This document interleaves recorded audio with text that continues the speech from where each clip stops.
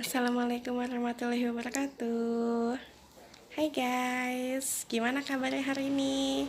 Semoga tetap semangat dan sehat selalu ya. Tetap jaga kondisi.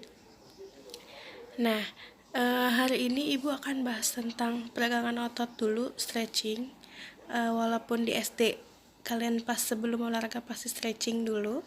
Nah, ibu akan jelasin dulu sebenarnya apa itu stretching dan manfaatnya untuk apa. Sama jenis-jenis stretching itu ternyata ada banyak loh. Yuk kita simak penjelasannya.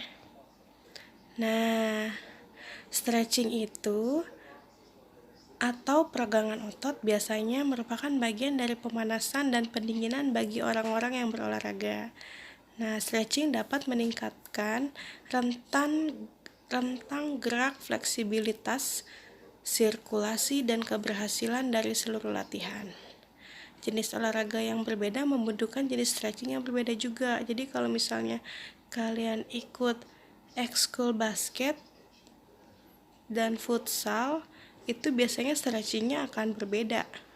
Karena kalau basket itu lebih banyak di tangan dan kaki, lebih dominannya di tangan, maka stretchingnya kemungkinan akan lebih banyak di tangan.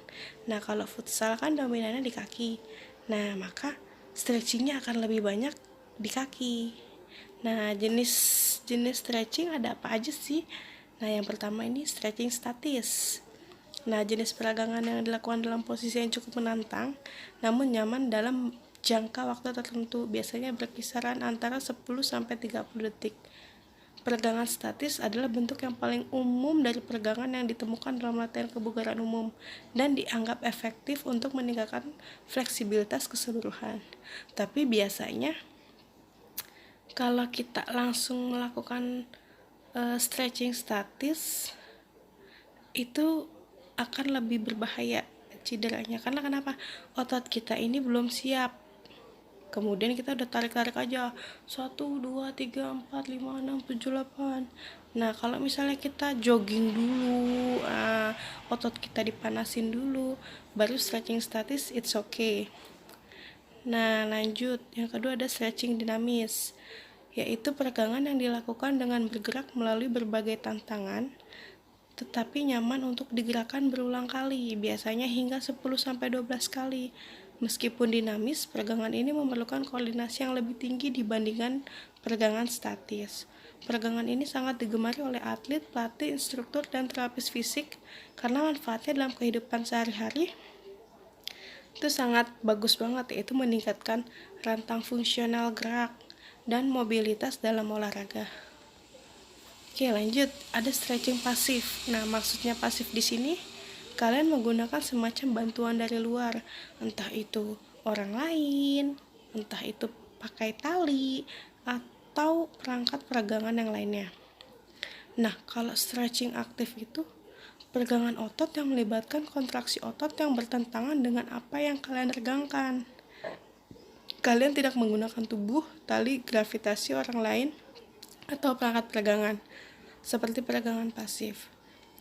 Dengan peregangan aktif, kalian mengendurkan otot yang akan kalian regangkan dan bergantung pada otot lainnya untuk memulai peregangan.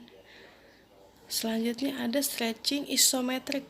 Nah, kalau isometrik ini kalian menolak peregangan dengan menarik otot ke posisinya. Misalnya, pasangan kalian memegang kaki kalian tinggi-tinggi saat kalian mencoba untuk menarik kaki ke arah yang berlawanan. Yang terakhir ada PNF, yaitu Proprioceptive Neuromuscular Facilitation. Nah, jenis peregangan ini yaitu menggabungkan peregangan isometrik, statis, dan pasif untuk mendorong tingkat fleksibilitas yang lebih tinggi.